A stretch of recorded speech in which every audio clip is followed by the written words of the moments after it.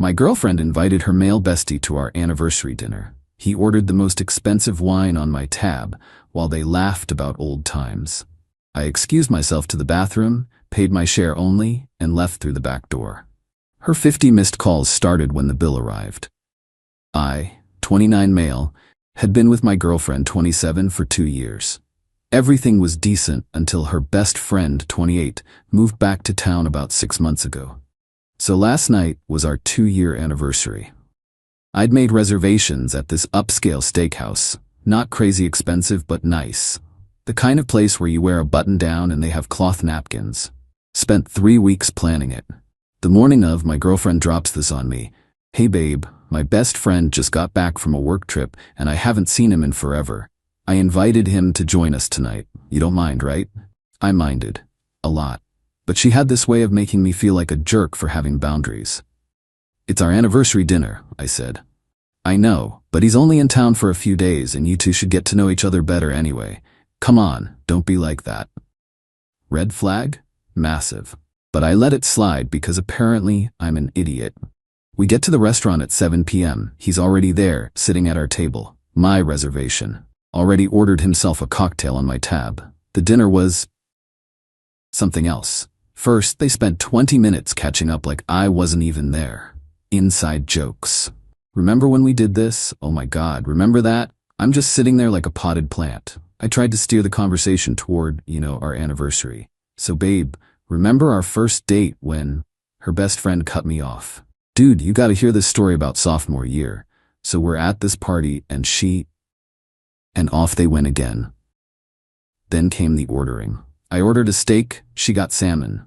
Reasonable. Her best friend starts asking the waiter about the wine list. "What's your most premium red? Something really special." The waiter recommends a bottle. $340. I almost choked on my water. Her best friend grins. "Perfect. We'll take it. We're celebrating after all." My celebration. My reservation. My credit card on file. I looked at my girlfriend. She just smiled and nodded. "That sounds amazing." They poured 3 glasses, made a toast. To old friends and new memories. Not to us, not to 2 years, to old friends.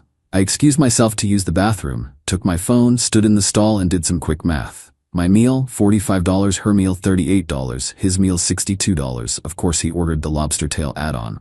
My drinks, $12, her drinks, $15, his drinks, $31.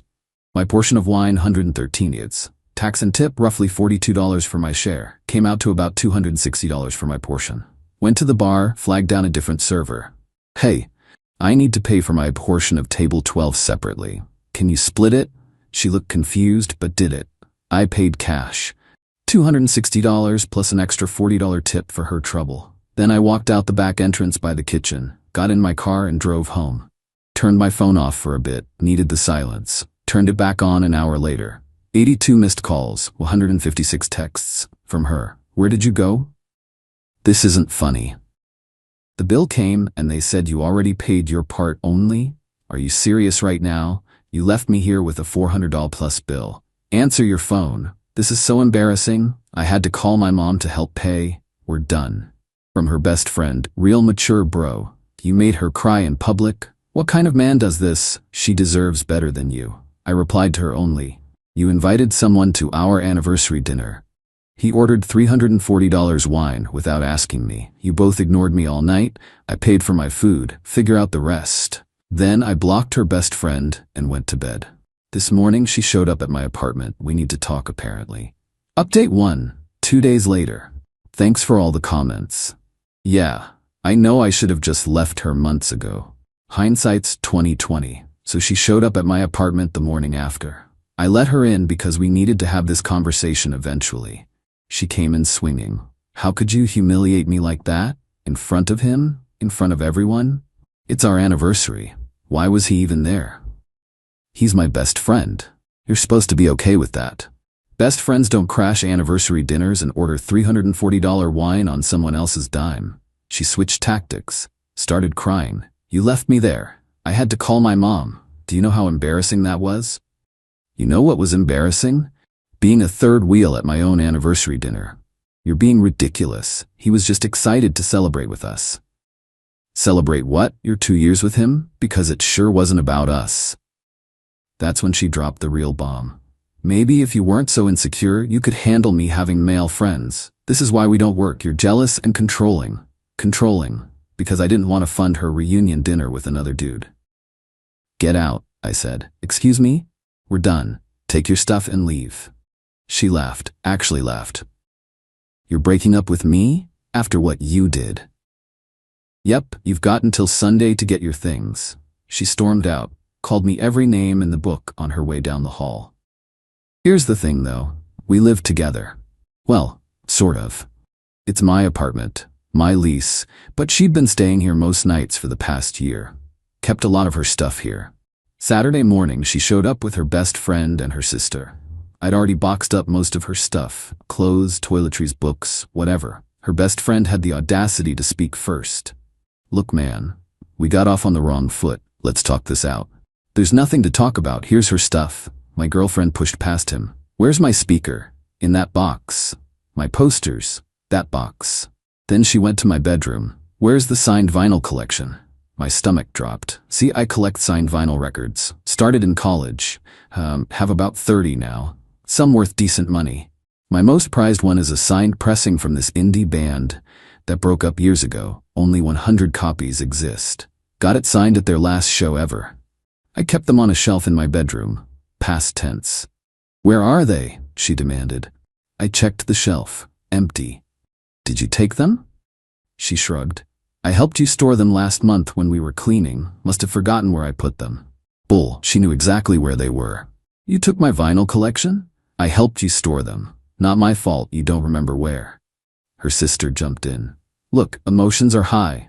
I'm sure they'll turn up, right sis? My girlfriend just stared at me with this cold smile. That's when I realized she took them before the anniversary dinner. Probably after I mentioned making reservations. This was planned. You have 24 hours to return them, I said, or I'm filing a police report for theft. She laughed. Good luck proving I took anything. This is what you get for humiliating me. They left with her boxes. The vinyl collection worth roughly $4,000 total? Gone.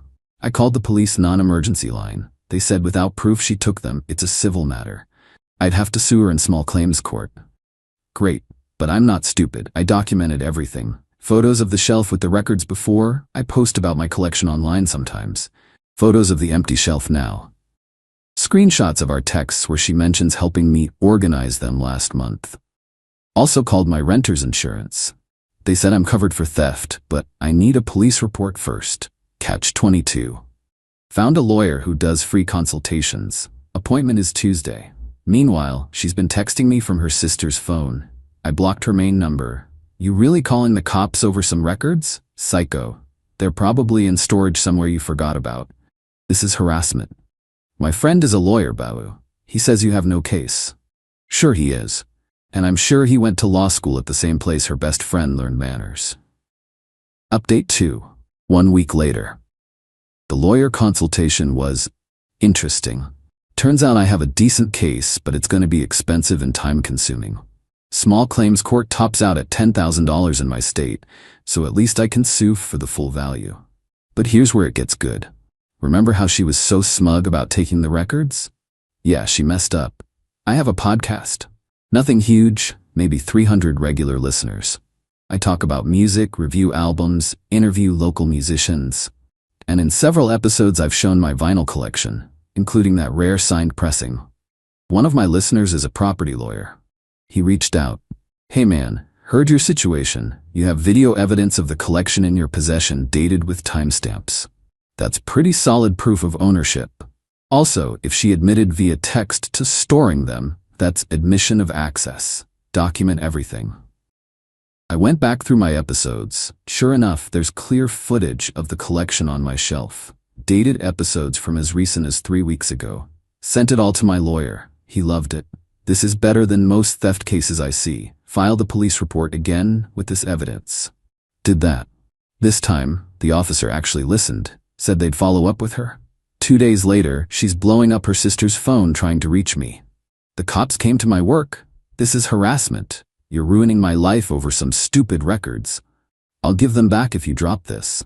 I replied through my lawyer. Return the full collection in the condition it was taken. Provide proof via photo, within 24 hours. Then we'll discuss dropping the report. Radio silence. Then her best friend messages me on Instagram. I forgot to block him there. Yo man, this is getting out of hand. She's really stressed. She doesn't even know where half of them are. Some might have gotten damaged in storage. Just drop this and move on. Damaged. In storage. So she did take them. Screenshot sent to my lawyer. He just admitted she has them and implied damage, my lawyer said. Beautiful. We can add damages to the suit now. Filed the small claims paperwork. Cost me $85 to file. Suing for $6,500. Estimated value based on market prices for the collection, plus documented sentimental value for the rare pressing, plus filing fees. She got served at her work. Her sister called me screaming about how I'm destroying her life and it's just some records. Just some records. Right. Her mom got involved. Left me a voicemail. I raised her better than this and I'm disappointed in both of you. But you need to drop this legal nonsense. Work it out like adults. Texted back. I tried to work it out. I gave her 24 hours to return them. She refused and her friend admitted they're damaged. This is the adult way to handle theft.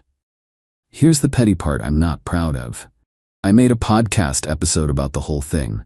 Didn't name her, but laid out what happened. The anniversary dinner. The missing collection. The legal process. It blew up. Went from 300 listeners to 5,000 plus downloads. People were pissed on my behalf. Someone tagged her workplace on social media. Not me, I swear. They're a nonprofit that works with youth programs. Having an employee accused of theft wasn't a good look. She got put on administrative leave pending investigation of personal matters. Now she's really spiraling. Her best friend messaged me again.